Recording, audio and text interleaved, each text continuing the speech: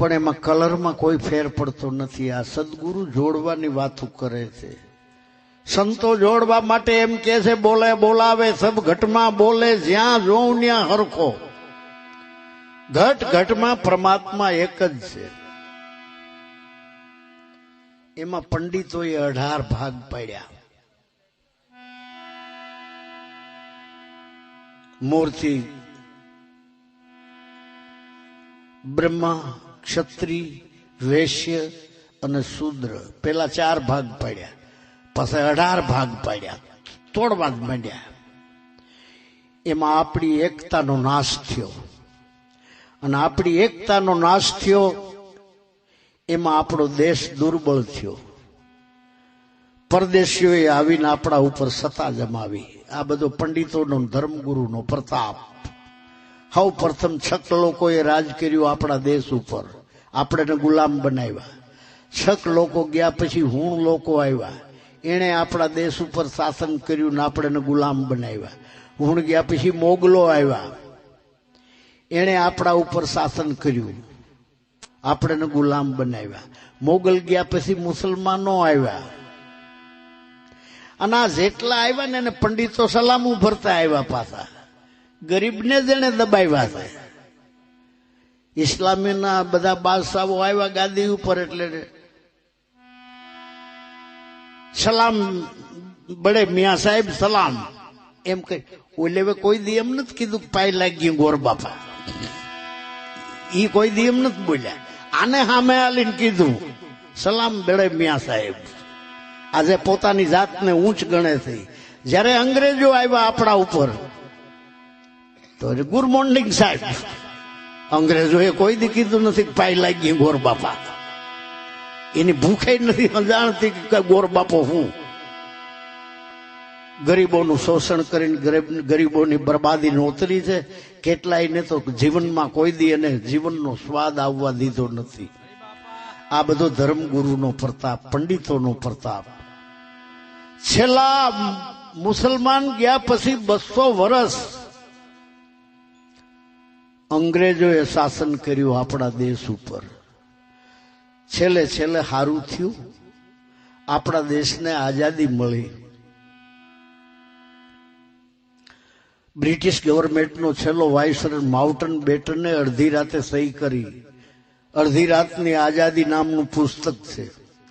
અડધી રાતે સહી કરી અને એમાં એમ કે આ ભારતની જે સત્તા અમારી હતી, આ ભારતનું રાજ જે અમારું હતું, એ અમે અમારી સત્તા આ ભારતની પ્રજાને સોંપીને જઈએ છીએ.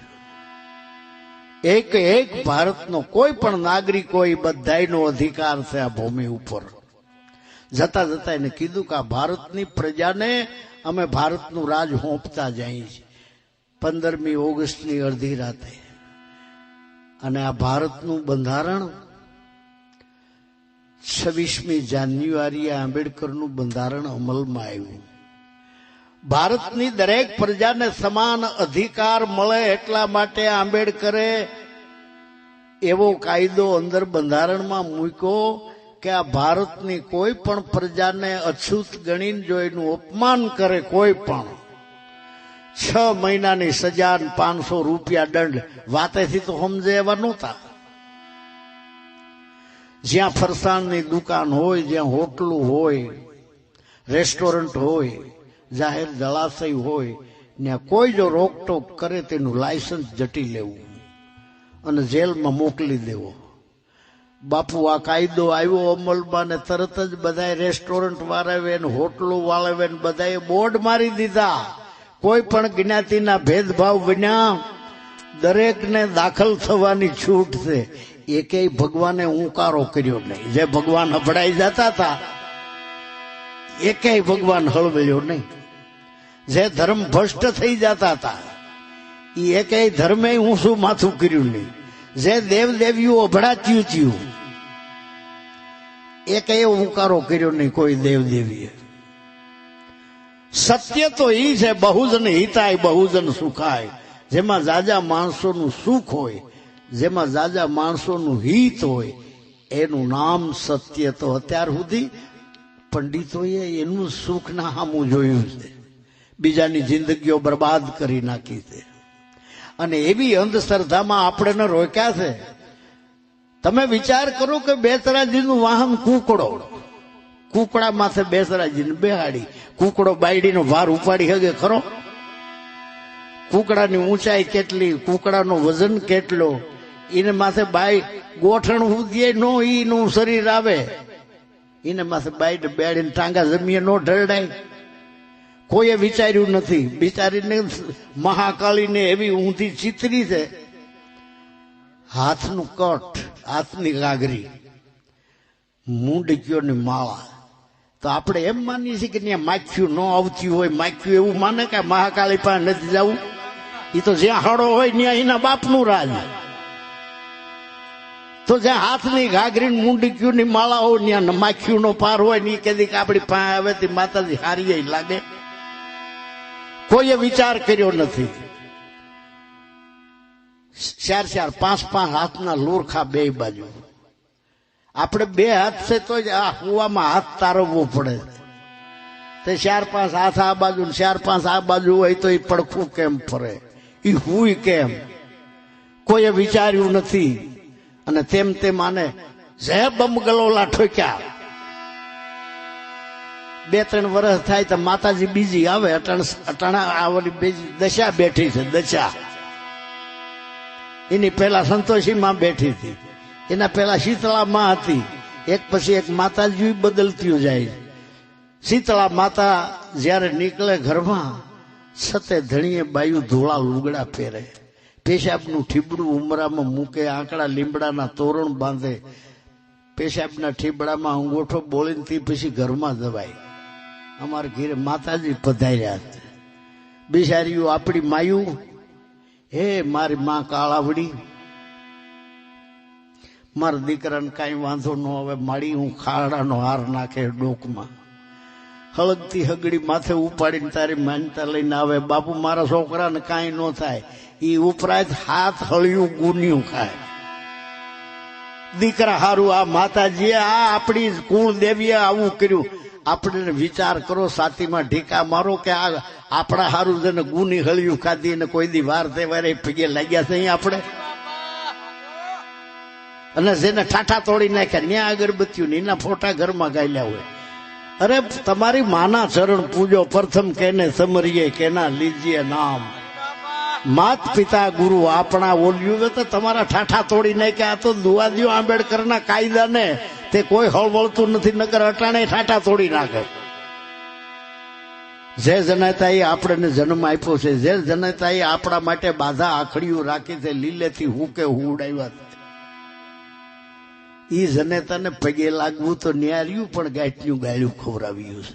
જો ઓલો ગધેડીનો હાયલો જાય દારૂડિયો, ઓલો ગધેડીનો જુગારી જો રહ્યો, ઓલો ગધેડીનો વ્યવહારનો ખોટો છે. એ ધ્યાન રાખજો, જેનું લે એનું દેતો નથી. આ જણનારીને જે ગધેડી ખવડાવે એમાં એવા ભોફીંડામાં હોય હું હકની ગળ્યું, હામાં મળે તો એ અફોકન થાય. અને જો આવી દશામાં જીવતા હોય તો હવે મારા ગુરુજીને પૂછો, રૂડા જ્ઞાન બતાવે, તમને કેવી રીતે જીવવું એ શીખાડે. મારા ગુરુજીને પૂછો, રૂડા જ્ઞાન બતાવે. હીરલા મેલીન પથરાને કોણ સેવે? અનુભવ સિદ્ધ સંતોના જે વચનો છે હીરા જેવા, ઈ મૂકીના જગતના પાણા જેવા શબ્દો.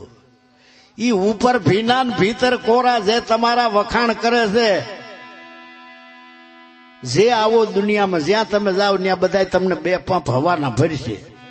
કોઈ તમને એમ નહીં કે તું ભૂંડો છો, તું નથી હારો, તું દારૂડિયો છો, તું જુગારી છો, તું વ્યવહારનો ખોટો, તારો ભરોસો ને એવું કોઈ નહીં કે.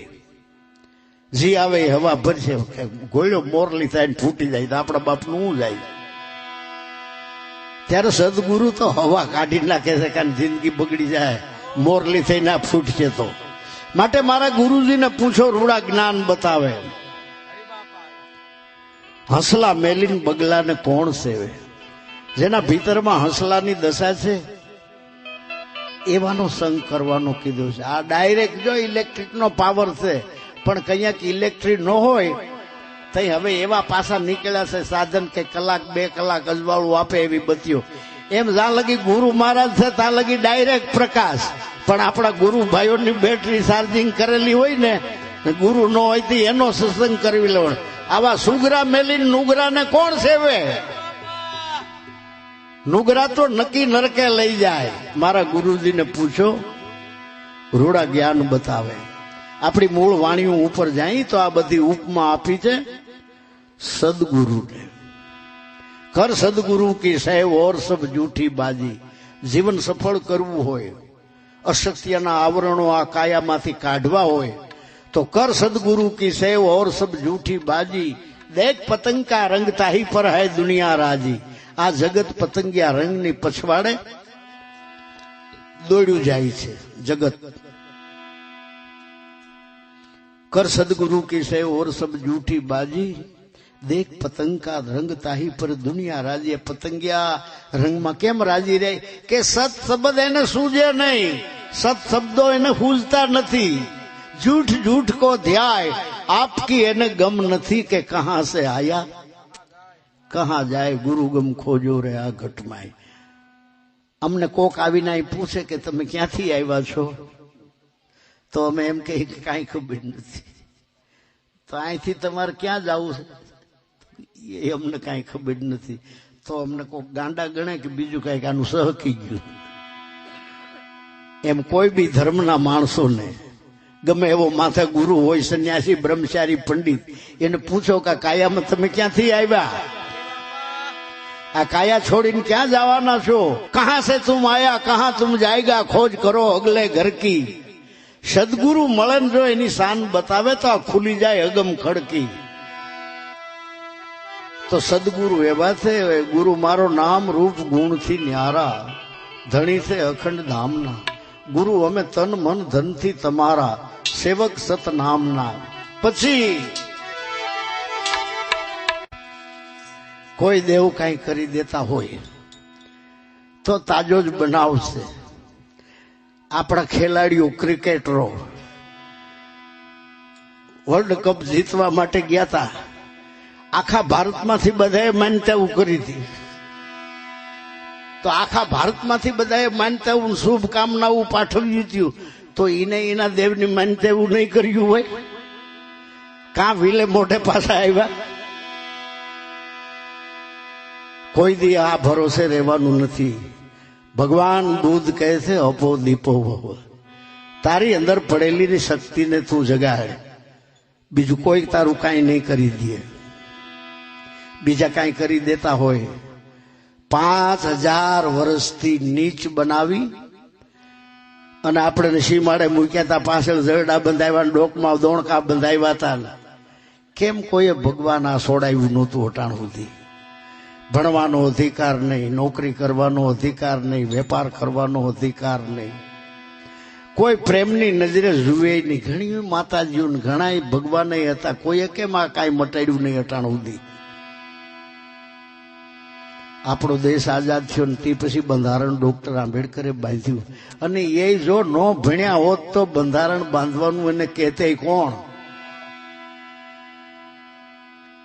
અને બ્રિટિશ ગવર્મેન્ટ આવ્યો એટલે એને ભણવાનો અધિકાર મળ્યો હતો, એટલે એ આટલું કામ કરી ગયા.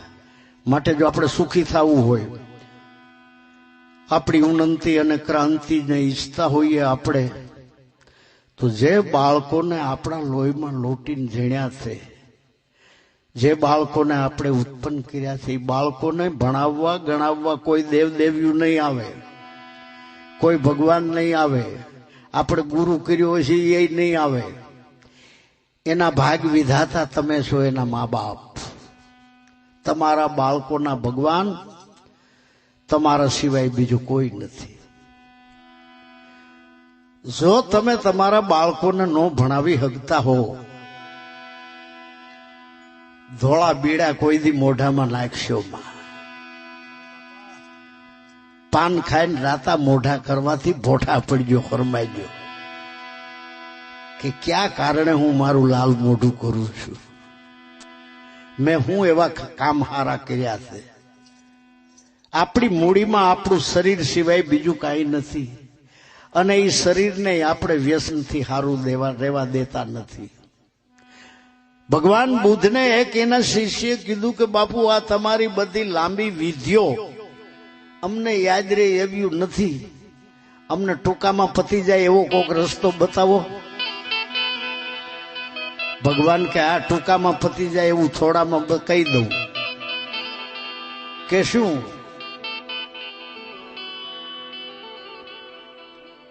કે સત્યને ગ્રહણ કરો ને અસત્યનો ત્યાગ કરો. બસ આ ટૂંકામાં સત્ય ગ્રહણ કરવું અને અસત્યનો ત્યાગ કરવો.